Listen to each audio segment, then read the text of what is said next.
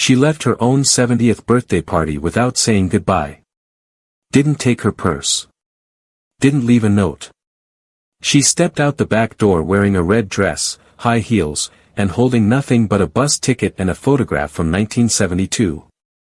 2 days later, her house was found unlocked, untouched, and completely silent, except for the strange, ticking sound coming from behind the basement wall.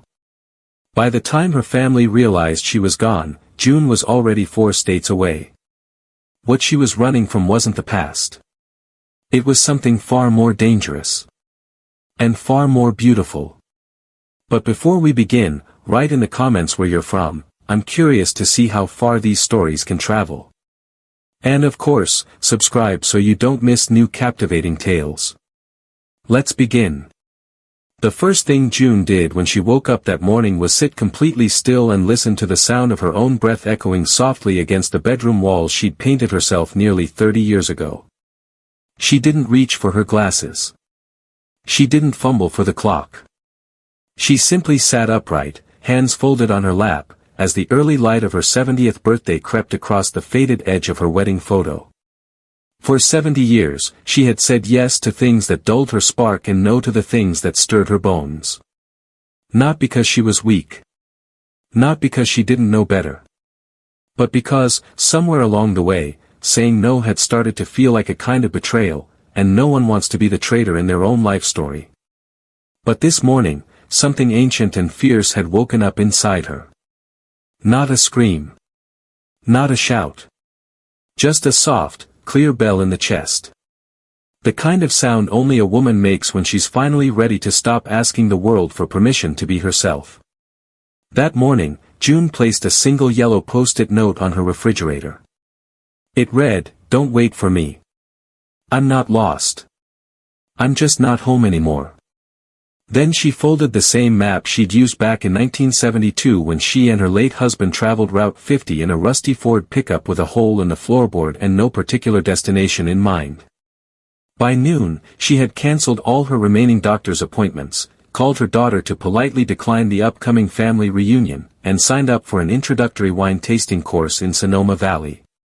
When her daughter tried to ask questions, June gave her the same calm smile she once used when the girl was 4 years old and demanded to know why she couldn't have ice cream for breakfast. "Because, sweetheart," she said gently, "sometimes a woman has to do things for no other reason than because they feel good and right." It wasn't until 3 days later, somewhere along a stretch of desert highway near Tonopah, Nevada, that she realized she hadn't checked the news, looked at her phone, or spoken to another human being in nearly 40 hours. She should have been frightened. But instead, she felt a delicious stillness creep up her spine, like the world had finally stopped shouting at her long enough for her to remember what her own voice sounded like. June pulled over at a gas station where the air smelled like heat and dry tires. She bought a bottle of water, a worn paperback copy of The Stranger, and asked the clerk if there was anything worth seeing in the area that didn't cost money or sanity. He didn't blink.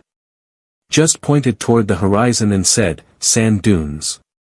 Quiet ones. Locals call it the Devil's Spine. Nobody really goes out there. No signs. No fences. You'll know when you get there." June had always trusted people who didn't feel the need to explain themselves. She thanked him, filled up the tank, and followed the dying sun until the paved road gave out and the sand swallowed her tires.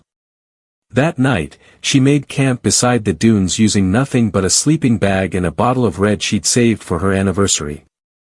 She wasn't celebrating the past, though.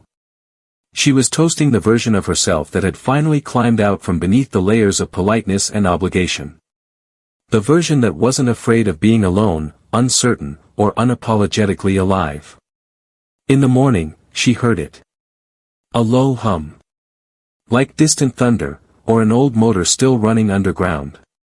She stood barefoot at the edge of the largest dune, watching the sand shift in slow, unnatural patterns. It wasn't wind. It wasn't wildlife. It was something buried, something old. And though she had no reason to go toward it, her feet moved anyway, drawn forward like they remembered something her mind didn't. By the time the sun was overhead, she'd found a narrow ridge of dark stone piercing the dunes like a buried spine. It didn't match the desert. It didn't belong here. And when she placed her hand on it, a strange shiver climbed her arm and settled behind her eyes. June didn't speak. She didn't scream. She just smiled softly, like a woman who just remembered a secret she promised never to tell. Back in her motel room, she opened her travel bag and pulled out a photograph she hadn't looked at in over 30 years. It showed a younger her, standing beside a man whose name no one in her family remembered. The back of the photo had a single sentence, written in faded ink, "The truth waits beneath the sand. If you ever change your mind, follow the hum." She hadn't remembered writing it. But the handwriting was hers.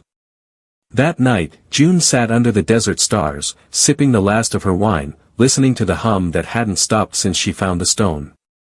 And for the first time in her life, she didn't wonder what would happen if she disappeared.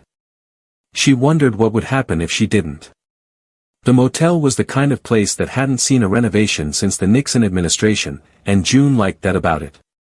There was comfort in the way the wallpaper peeled like old paint on a barn and the coffee tasted like it had passed through every filter since 1984.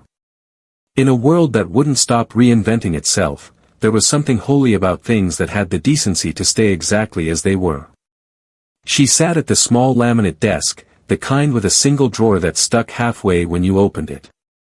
She'd been staring at the photograph again, the one with the faded man and the sentence that had no business being in her handwriting. June turned it over slowly, as if the act might stir loose a memory, but the image refused to explain itself. The man's face held something familiar, not the features exactly, but the way he stood, like he had known her at her freest.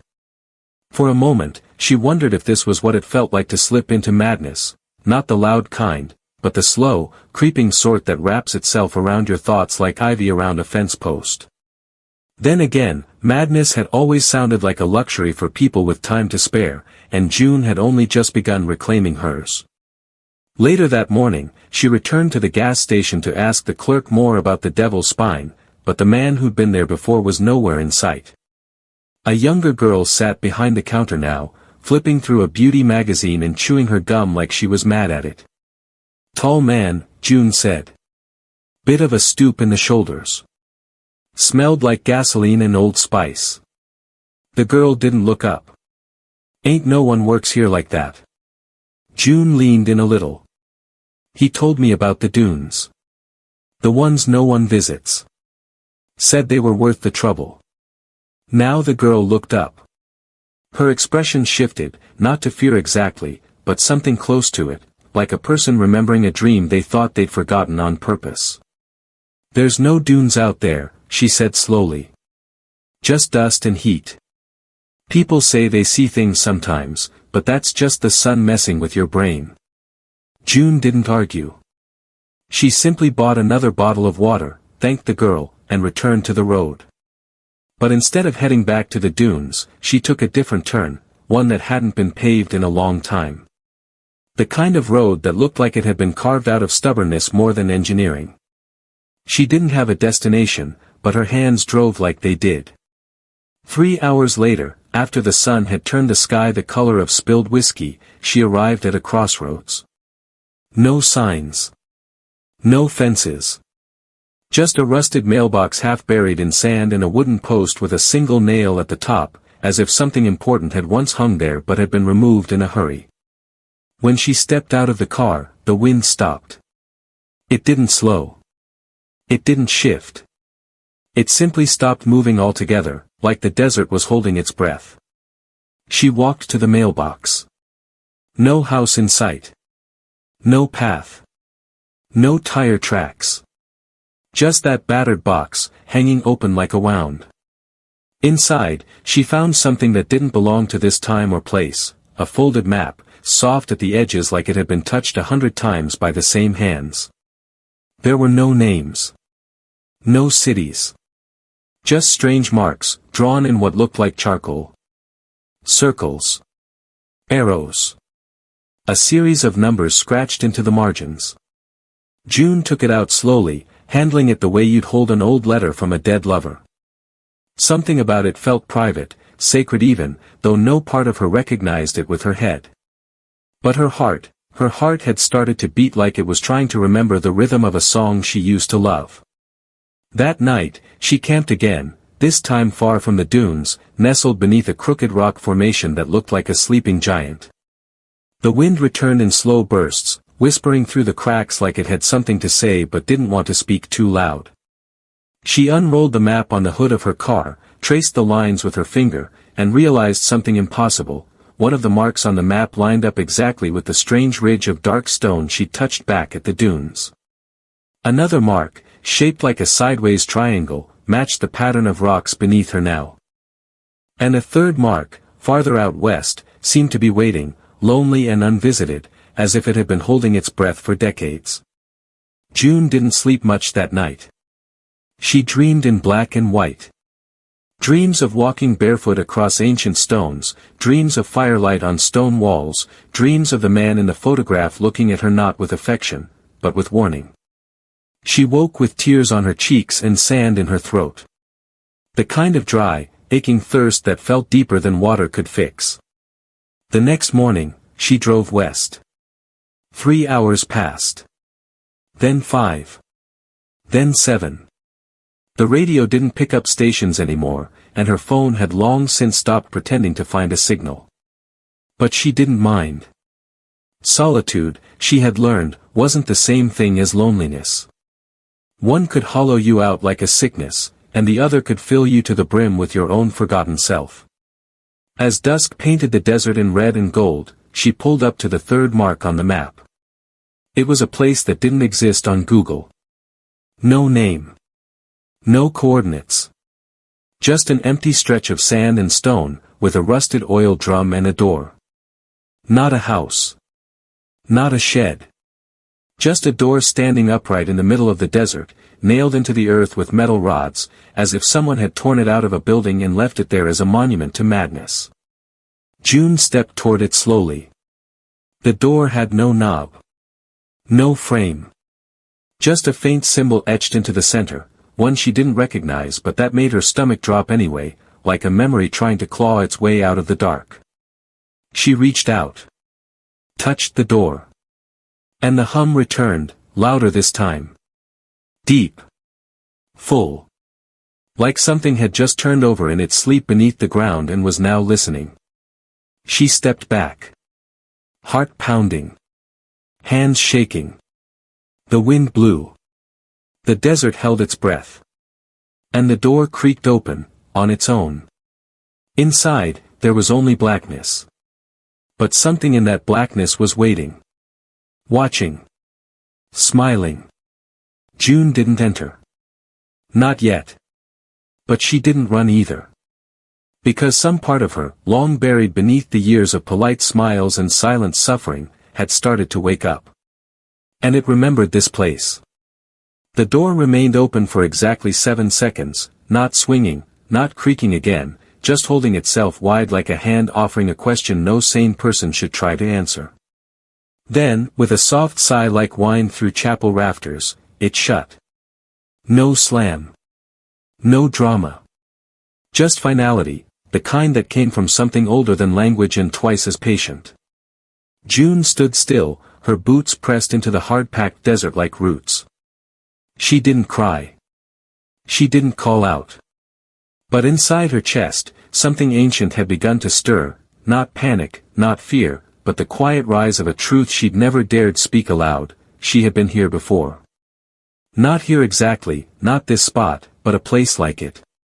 A memory that lived beyond the grasp of time, beyond birthdays and anniversaries, beyond the morning routine of coffee, pills, and polite phone calls. It was the kind of memory that belonged to the body before the mind could catch up. She felt it in the bones, in the slight ache behind her knees, in the rhythm of her breath that suddenly matched the hum vibrating just beneath the desert floor. She didn't touch the door again. Instead, she marked the spot on her strange charcoal map and drove east, hoping to outrun the thunder rolling somewhere behind her ribs. But the road, as it always does when a person starts chasing themselves, had other plans. About an hour outside of Ely, her car began to rattle. Not the usual kind of rattle, the belt, the brakes, the loose frame, but a sound like something inside the engine was laughing. Not mocking, exactly, but warning. She pulled over near a shuttered mining town, the kind that still carried ghosts in its sidewalks and dust in its windows. Not a soul in sight. Not a bird. Not a breeze.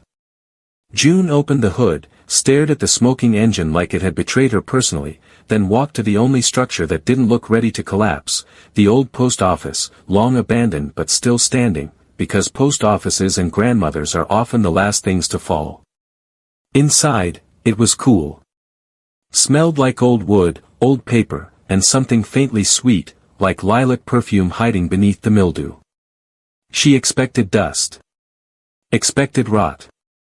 Instead, she found something far stranger, a man. Middle-aged. Neatly dressed. Thin glasses. Sitting behind the counter like he'd just returned from his lunch break and was waiting for her to buy stamps. June didn't speak. Neither did he.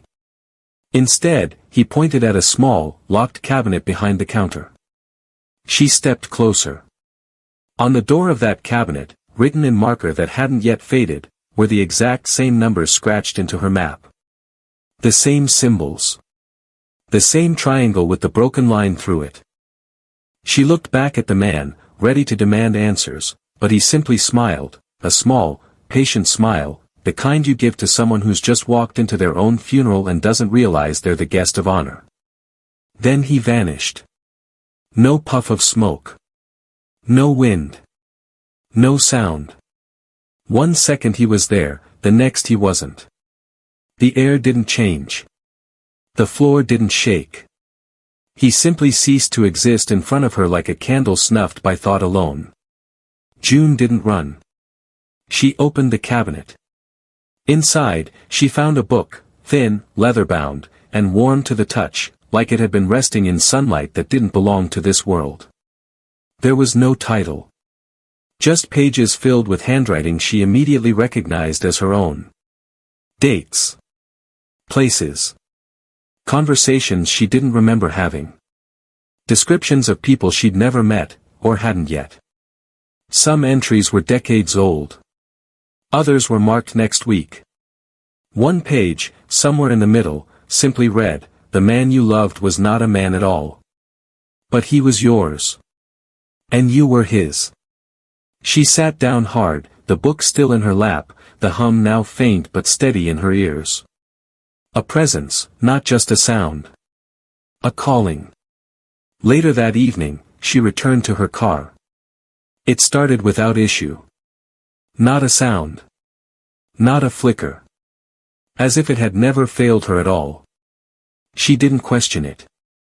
She just drove. That night, she found a new motel, one with curtains that still closed and a television that showed only static. She didn't turn it off. Instead, she sat on the edge of the bed, watching the static like it might tell her something if she stared long enough. The book lay open beside her, revealing a map drawn from memory, a memory she didn't yet have but that was waiting, patient and ready, like a house locked from the inside. There was a knock on the door. Not loud. Just a single rap. Soft, but deliberate. She stood slowly, book in hand, and opened it. There was no one there.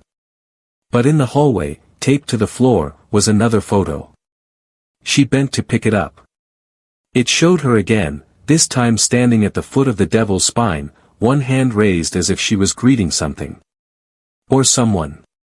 But here's the impossible part. The photograph was taken at dawn. And the sun hadn't risen yet. That night, she dreamed again. But this time, the dream wasn't hers. It belonged to someone else. She saw through the eyes of a child running through halls carved from salt and stone, laughing, chased by a man who wore no shoes but whose shadow never touched the ground. The child's name echoed through the corridors, but June couldn't catch it. Only the feeling. Only the warmth. Only the certainty that this child had once reached out to her with arms wide and said, "Come back, we're waiting." She woke just before dawn. No alarm. No sound. Just the soft certainty that she needed to return to the door. But not yet to open it. Not until she remembered what was buried beneath the hum. Because some doors, she now understood, are not meant to be opened until your soul is ready to walk through. And hers was almost ready. Almost. The desert doesn't rush a soul, it never has, and it never will. It waits. It watches. It remembers every footprint ever laid across its back and every secret whispered into its winds. When June returned to the Devil's Spine, she didn't arrive with answers, only a new kind of silence blooming in her chest, a silence not born of fear or confusion, but of readiness. She drove slowly, the wheels stirring up dust that hung in the air like breath on a cold morning. The book she'd found in the forgotten post office now sat beside her on the passenger seat, open to a page that hadn't been there the night before. The ink looked fresh, as if someone had written it while she slept. It read, "The door is not a door. It is a remembering. And remembering is the price of return." There are phrases a person can live a whole life without understanding. But when the moment comes, when those words find their rightful time, the meaning lands not in the mind, but straight in the marrow. She reached the dunes just before twilight. The sky above her was painted with streaks of pink and rust, like God himself had decided to finger paint with old fire. The ridge of dark stone still jutted from the sand like a buried question, and the strange freestanding door waited nearby, upright and unchanged, as if it had been expecting her all along. June approached it without hesitation. She didn't touch it. She didn't speak. She simply stood before it and listened. And the hum returned, deep and steady, like the earth itself was singing an old lullaby written long before clocks were invented. For a long while, she did nothing. Not because she was afraid. But because she understood that some moments are too sacred to rush, and if you enter a holy place before your heart is steady, you risk leaving pieces of yourself behind. So instead of opening the door, June sat cross-legged on the warm sand and began to hum along. At first, her voice was thin and trembled like a branch in the wind. But slowly, her breath found the rhythm, and her hum merged with the one coming from beneath the earth. It was not a song she knew, but it was a song she had always known. It carried the weight of generations, the scent of childhood summers, the sound of hands folding laundry while the radio played softly in the kitchen. And then the door opened, this time without sound, without command, just gently easing open as if the universe had finally said, "You may come in now."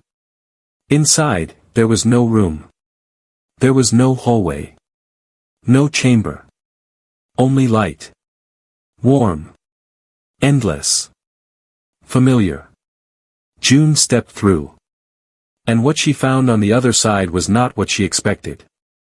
It wasn't heaven. It wasn't death. It wasn't even a dream. It was a room that should not have existed in the middle of a desert, a room she remembered from somewhere deep within, even though she had no memory of building it. A simple, circular space carved into salt-white stone, lined with small alcoves, each holding a different item, a leather-bound journal, a child's red boot, a strand of pearls, a silver harmonica, a broken pocket watch with initials carved on the back. She reached for the harmonica first. When her fingers brushed the cool metal, she saw herself, young again, sitting on the steps of a farmhouse porch in Tennessee, barefoot and laughing as her grandfather taught her how to draw a note from the wind. The memory hit her not in the mind, but like a wave to the chest, full and wet and overwhelming. She stepped back, shaking. Then she reached for the pocket watch. And this time, she saw the man from the photograph, not a stranger, not a figment, but a real, breathing man with sand in his boots and eyes full of fierce kindness. He handed her the watch with both hands, whispering something she couldn't yet hear. Behind him stood others, dozens, maybe hundreds, watching from behind shadows with soft expressions, like they all knew who she was and had just been waiting for her to remember. She dropped the watch. It clattered to the floor, but made no sound. Then the light dimmed, not into darkness, but into memory. The room faded around her. The door behind her closed again. And she found herself back at her car, breathless and sobbing, though she didn't know why. For hours she sat in the driver's seat, staring at the wheel like it might tell her what to do next. And then she noticed something new in the book. A map had redrawn itself. This time, the marks were no longer random. They formed a path. A sequence. A story. One more stop remained. One more place. A final circle had been drawn far to the south, deep into the Mojave. It was marked only with a name. Not a place. Not a date. Just a name she hadn't heard in over 40 years. Samuel. She hadn't spoken that name since the day they lowered his ashes into the Pacific. Her husband. Her first and only love. Gone too soon. Lost, she thought, to time and silence.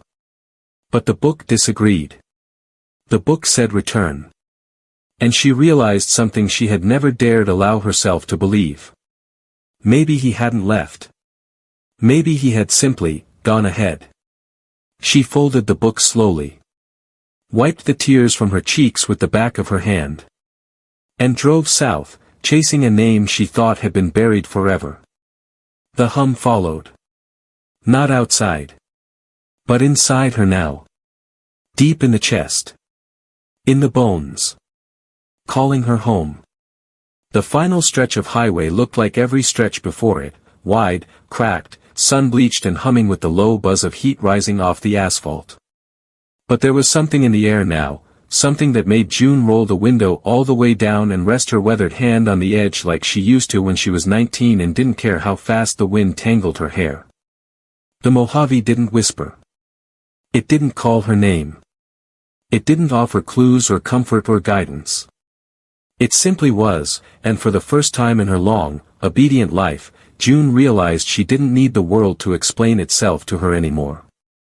She only needed to meet it, fully and on her own terms, exactly as it stood. She'd driven for hours without music, without a word from another soul, and still the hum grew louder, not in her ears, but in her chest. It wasn't just a sound now. It was a pull, as if her bones had grown magnets that remembered which way home really was. The final red circle on the map pointed to a patch of desert that wasn't listed on any GPS, and June didn't even try to search it anymore.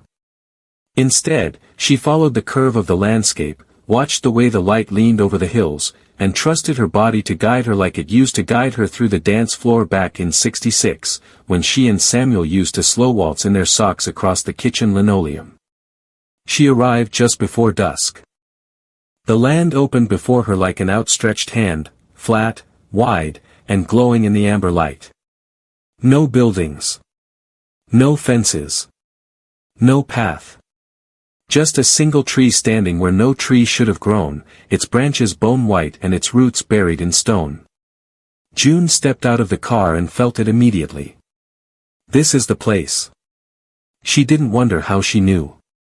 She only knew that her body recognized the air, the silence, the way the light touched the ground like it had been waiting for her shadow specifically.